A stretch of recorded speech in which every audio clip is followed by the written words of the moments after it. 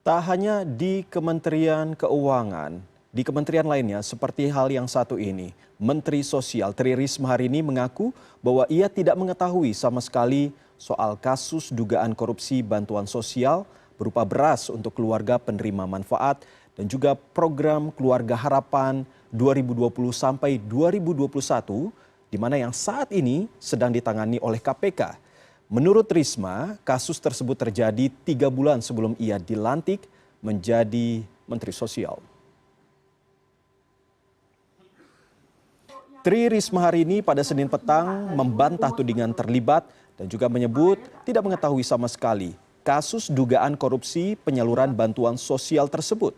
Risma menyatakan bahwa kasus itu terjadi 3 bulan sebelum ia dilantik, yakni pada tanggal 30 September tahun 2020 yang lalu. Sedangkan ia dilantik pada 23 Desember 2020. Ia mengatakan banyak pekerjaan rumah di tubuh Kementerian Sosial sejak tahun 2004 yang lalu yang memang sedang dikerjakan.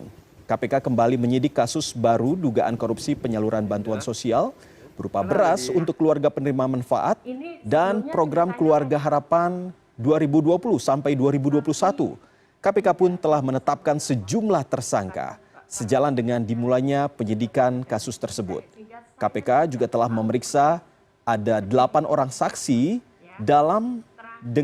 di dalam kasus tersebut. Di antaranya ada Mukhtar Jamaluddin, Supervisor Distribusi PT BGR Livre Kupang, Polikarpus Mio Teku, Koordinator Wilayah 1 PKH Provinsi NTT, dan Himatu Sobri, Koordinator Pendamping KPM PKH Kabupaten Serang Banten pada tahun 2020 sampai Maret 2021.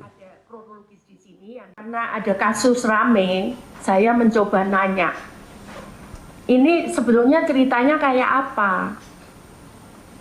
Tapi tidak ada yang bisa menjawab, karena para pejabatnya sudah pada ganti, sehingga saya tidak tahu persis kejadiannya seperti apa. Ya, terakhir, kemudian setelah itu tolong buat kronologisnya. Saya minta Pak Sekjen buat kronologisnya, dan saya punya kronologisnya. Saya nggak tahu nanti gimana caranya, apa saya nggak tahu, saya serahkan atau apa. Tapi yang jelas itu posisinya tanggal 30 September terakhir itu 2020, saya dilantik tanggal 23 Desember 2020 ya.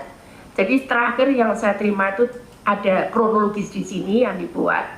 Itu 30 September 2020, saya dilantik tanggal 23 Desember 2020.